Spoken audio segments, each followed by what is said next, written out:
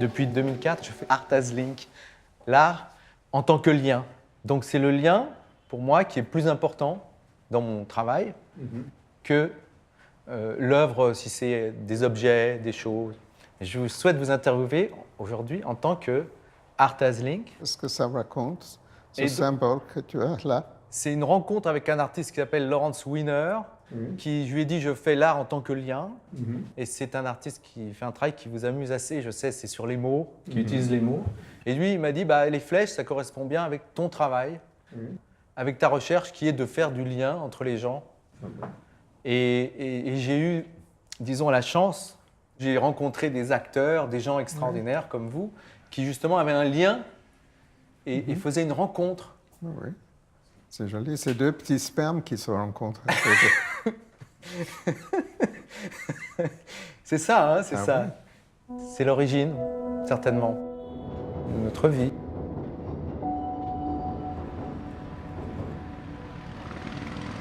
C'est quand j'avais été au Bouffe du Nord, quand je l'avais rencontré, qui a transformé ma vie. Et je pense que la rencontre peut transformer la vie des gens. Oui. Il faut bien. Moi qui ai connu les rencontres que vous faisiez faire, vous aimez beaucoup les gens différents qui se rencontrent.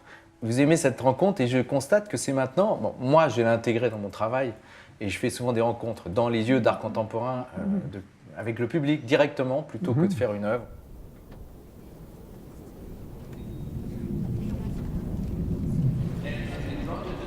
Tu vas voir, je vais aller par là. Faire quelque chose à partager.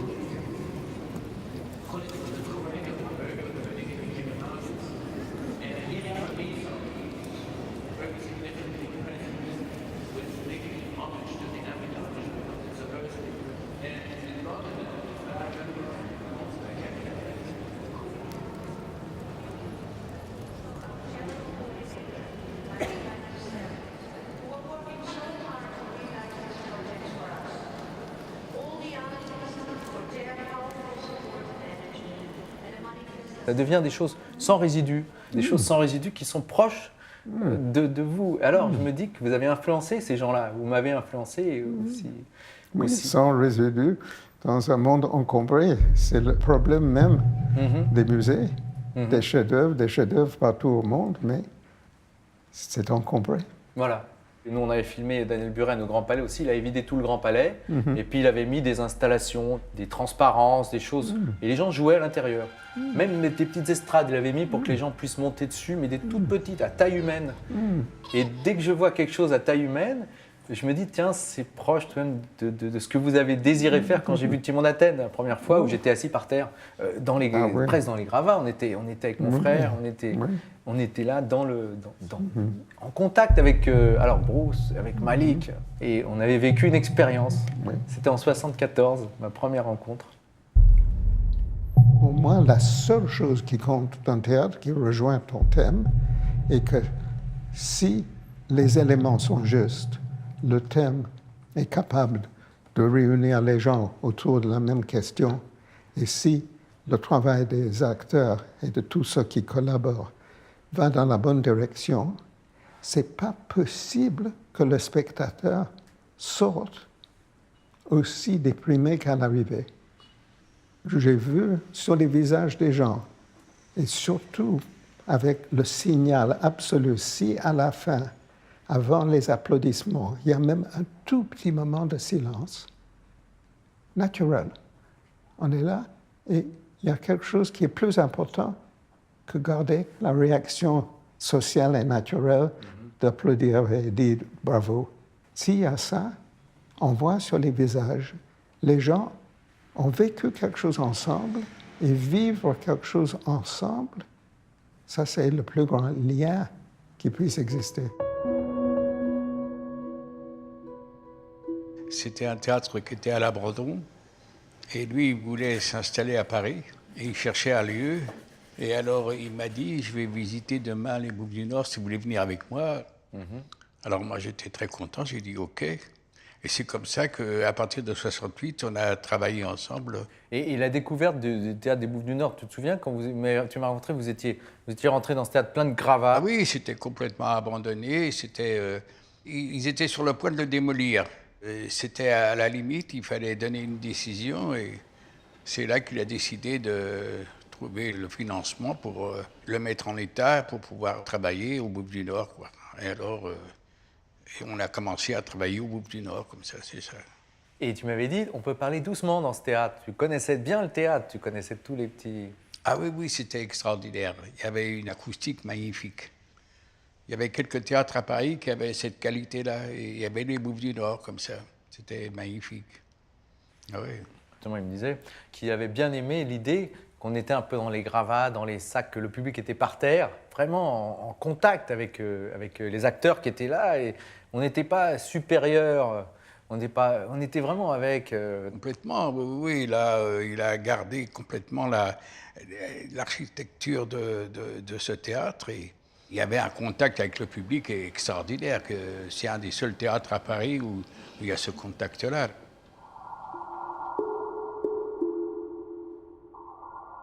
À travers votre travail, vous m'aviez parlé de l'espace vide. Si le lieu où on joue est déjà encombré, où des décorateurs, des gens avec toutes sortes d'images imposent un visage, le public est séparé, il n'y a pas de lien. Le public est assailli et matraqué par des images qu'on veut pomper en lui.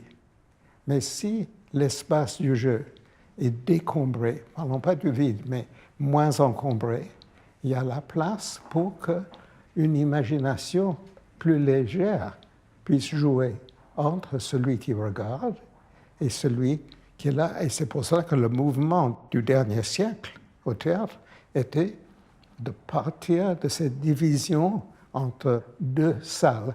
Il y avait une salle dans le noir où des gens qui n'avaient aucun contact entre eux, sauf s'ils riaient ensemble ou s'ils pleuraient ensemble, regardaient passivement quelque chose dans une autre boîte, dans une autre salle.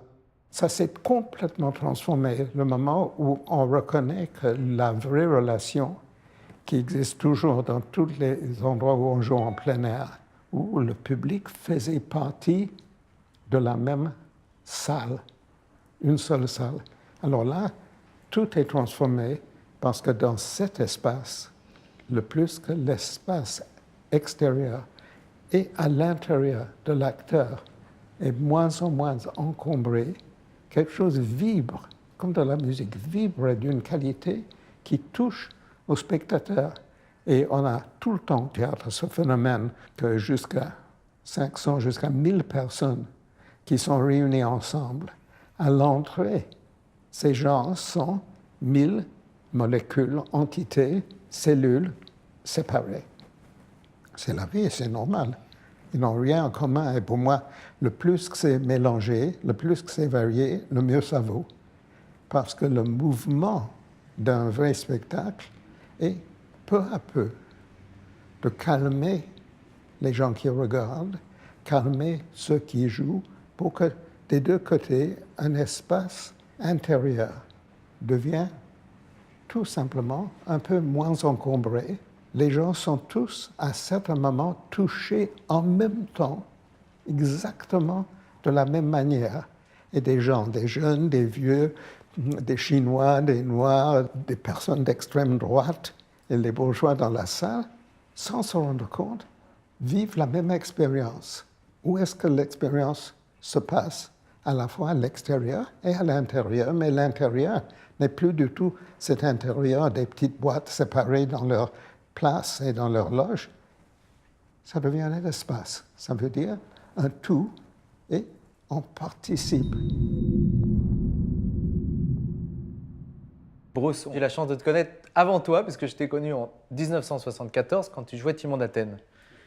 Et puis, dans l'os, c'était un bon souvenir Oui, je me souviens de tout ça. On avait une sorte de joie de faire cette pièce. Alors c'était juste... Et donc c'est toi, là. Hein, avec le chapeau, avec... Ouais.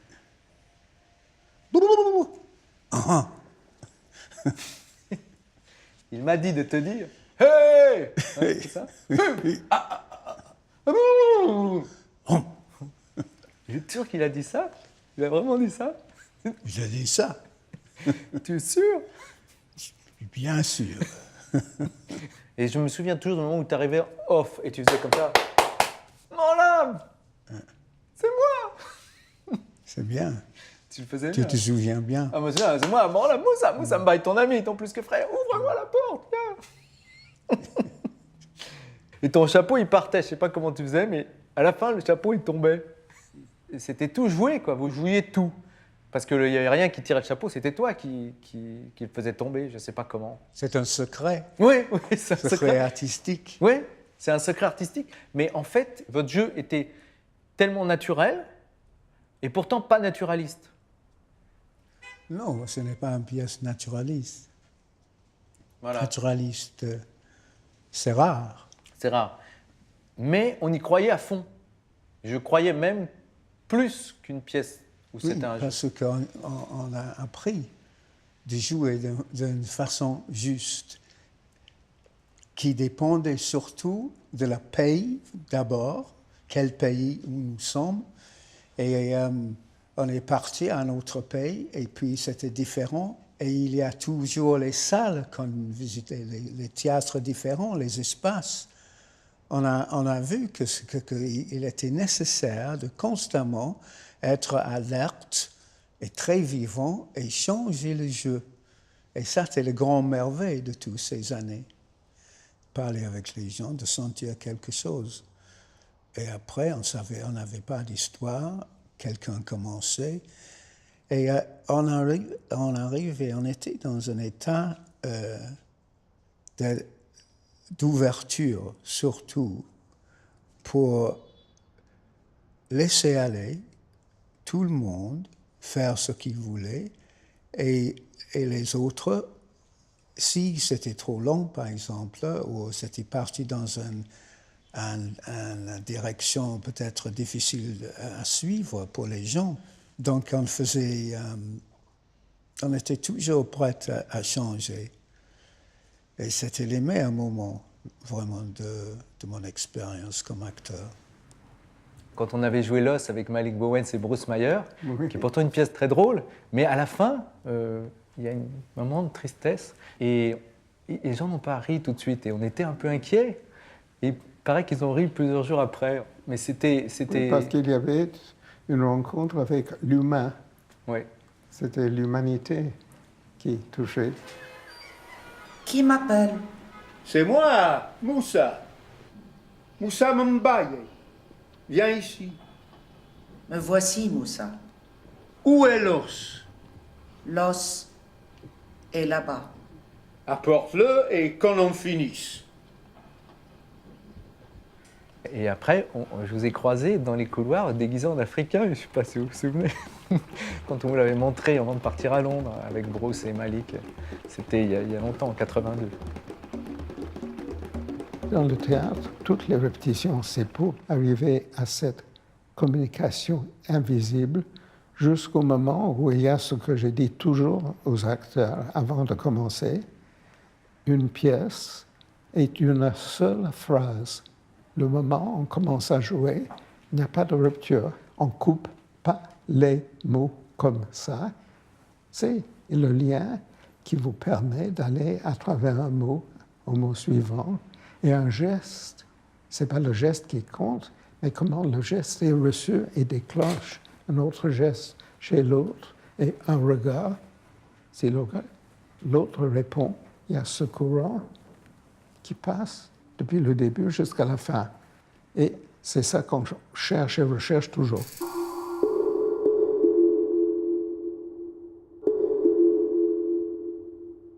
Le théâtre, c'est l'art de la rencontre, de la création et du partage entre plusieurs personnes d'un espace.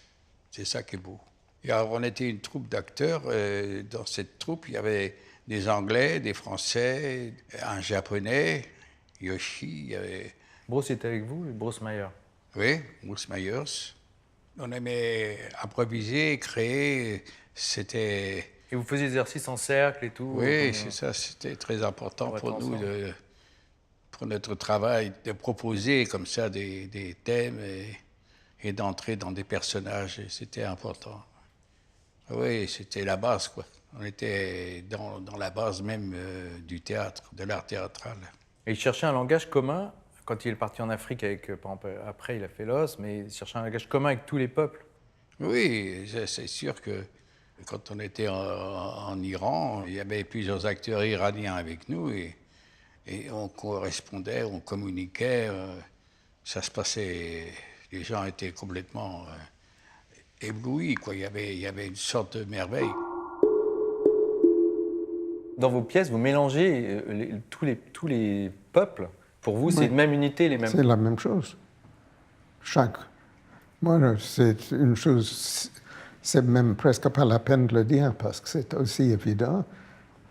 Il n'y a pas un seul peuple, il n'y a pas une seule culture qui contient la totalité de la vérité.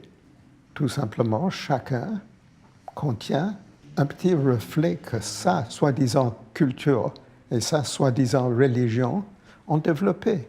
Alors, il y a les tons, les couleurs, les demi-tons différents, et la seule chose qui compte est le moment où les deux se mettent ensemble, parce qu'on ne peut pas arriver à la pureté du blanc sans une utilisation très, très spéciale des autres couleurs.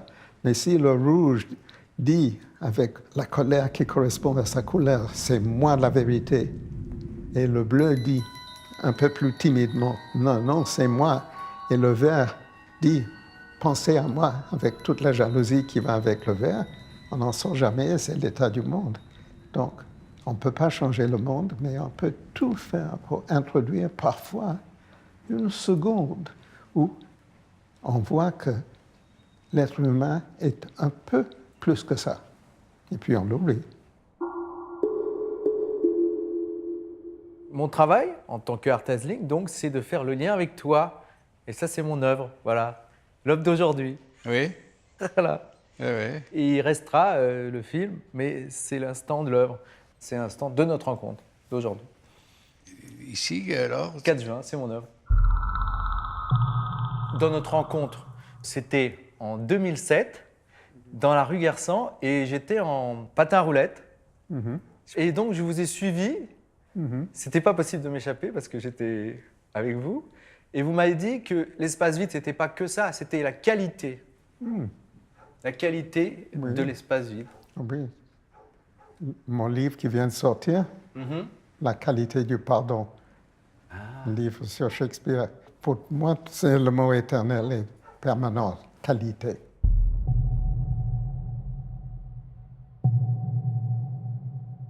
Parce que, heureusement, c'est un mot sans image, sans référence immédiate. Ça ouvre une question. C'est beaucoup plus grand que tout ce qu'on peut coller dessus. Et c'est pour ça que c'est un mot qui me revient tout le temps. Parce qu'il y a vraiment un espace vide à l'intérieur de ce mot. Et il y a très peu de mots qui n'apportent pas toute une collection d'images et d'idées et de souvenirs et de définitions. Donc c'est parce que c'est un mot qui est plus vide, en fait, que ça vous intéresse. Non, parce qu'il y a deux vides, comme il y a deux silences. Il y a le vide vide, c'est-à-dire le vide ou stérile, où il n'y a absolument rien. C'est le vide où il n'y a que des trous dans les rochers. Et aucune possibilité que ni l'air, ni quelque chose de vivant traverse.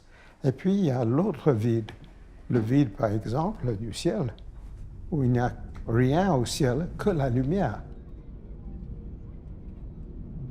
Alors, entre les deux, il y a toute cette échelle de vide, de qualités différentes. C'est la même chose à l'intérieur de nous-mêmes.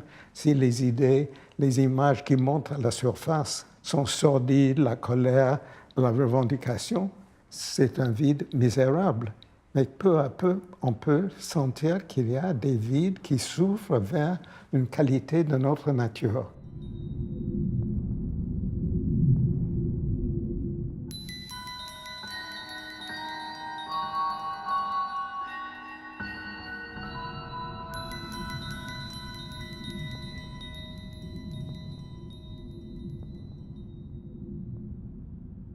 Peter, lui, ce qui m'a parlé, ce qui le touchait plus, c'est la qualité. Quality. Qualité, oui. La qualité. Mais la qualité, c'est la qualité de ton travail, la qualité d'être capable de changer aussi. C'est la qualité de lui. La qualité de lui. C'était vraiment lui, la qualité, dans de très grandes qualités. Et son travail, toujours ça, on cherche. Mais chaque moment, chaque rencontre que j'ai avec lui, ou comme avec d'autres artistes aussi, ou avec toi, ou avec Buren, ou d'autres artistes de l'art contemporain, et tout d'un coup, ces gens-là nous disent des choses qui nous transforment, qui ont une autre qualité. Ils changent ce que tu as l'habitude d'entendre. Mais ça, tu vois, j'ai appris quelque chose. Changer. Et la capacité à changer.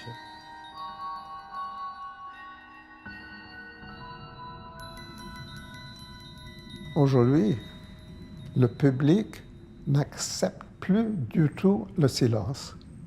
Alors, on va au théâtre pour participer, comme aujourd'hui on va dans les restaurants, pour se plonger dans un bain de bruit. Ça attire les gens. Ça, c'est très bien, mais il y a une autre expérience qui est, à partir de ça, devenir un moment de tranquillité, d'immobilité et de silence. Ça est refusé aujourd'hui.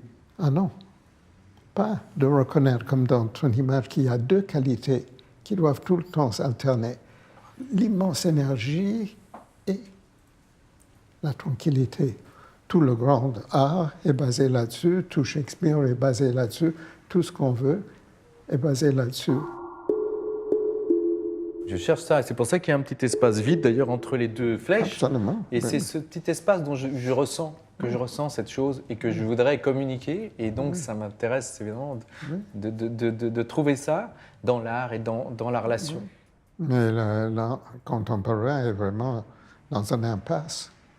Ça, on est obligé de revenir à cette chose si pauvre qui est l'idée. Vous m'avez fait une remarque amusante, je vous l'ai dit dans la rue, quand j'étais en patin roulette, comme ça je marchais, et vous m'avez dit, il y a un artiste qui va prendre le mot Dieu et qui va le déposer, et puis après il va faire un procès au pape.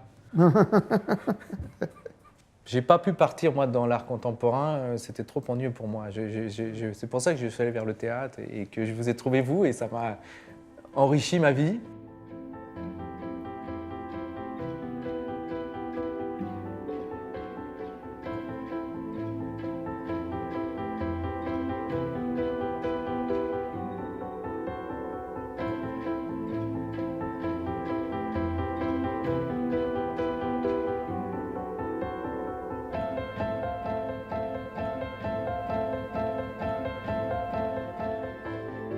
Le but est toujours qu'il y ait de plus en plus d'écoute, de regard, de sensibilité entre les acteurs. Qu'est-ce qui rend possible deux cerveaux, ces deux boîtes, deux caisses indépendantes?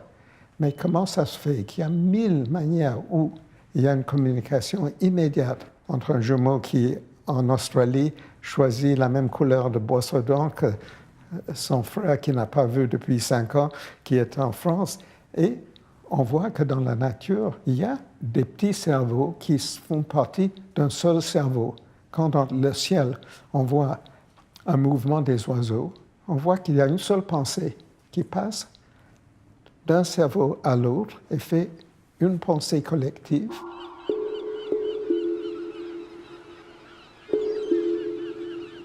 Et quand il y a la migration, avec le choix des terrains, comment s'adapter à notre climat, on sent qu'il y a un cerveau collectif. Et c'est clair qu'il y a dans le monde des vibrations, donc il y a une communication par l'air et on est devant la télépathie.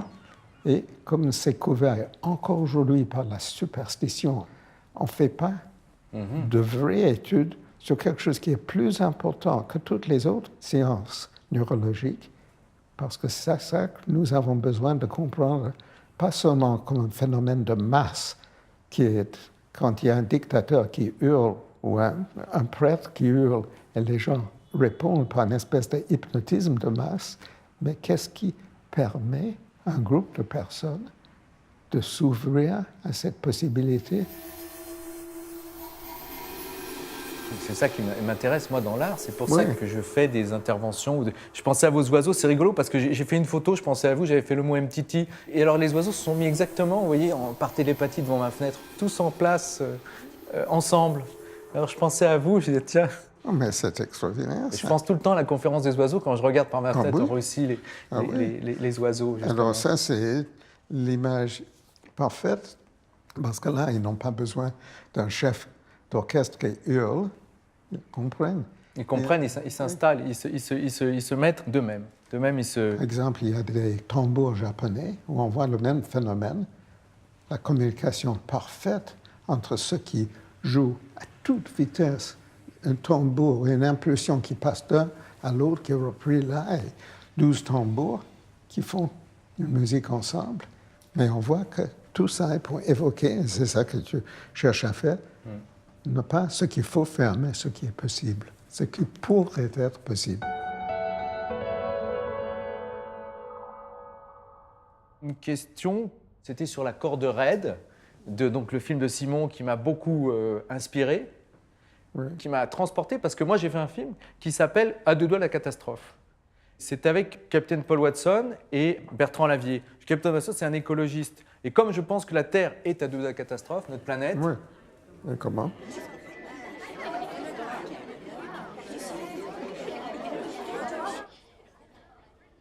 Two fingers of the catastrophe that you're trying to save the whales, and for you we write this protector planet sea as sea whales. This is our statement of today.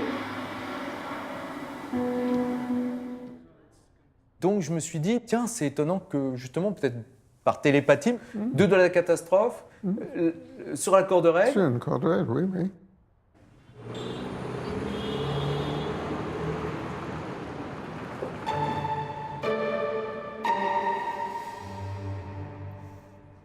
L'abîme d'un côté et l'abîme de l'autre, voilà, et l'espoir devant.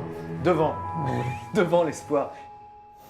Et alors, je me disais, est-ce que vous, par le théâtre, par votre recherche, vous avez peut-être l'idée, peut-être par la communication directe, on peut peut-être trouver un moyen de faire ce qu'on appelle le tournant soudain.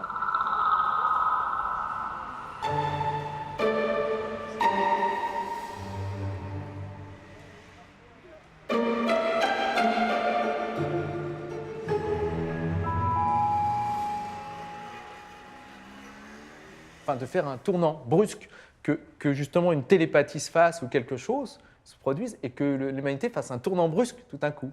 Voilà, c'est un peu mon... Et peut-être avec justement la qualité, avec la qualité de la communication. Non. Je crois que tout le monde peut être d'accord qu'il faut être réaliste et pratique. Et si on est réaliste et pratique devant les problèmes, il faut devenir de plus en plus modeste. Et que si, avec toute l'énergie qu'on puisse investir dans quelque chose, on puisse changer et aider pour un temps limité une petite quantité de personnes, c'est déjà miraculeux.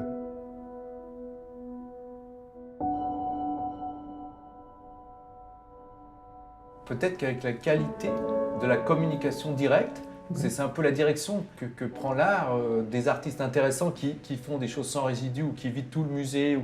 Il y a la possibilité de communiquer quelque chose. Donc, ce qu'on peut communiquer.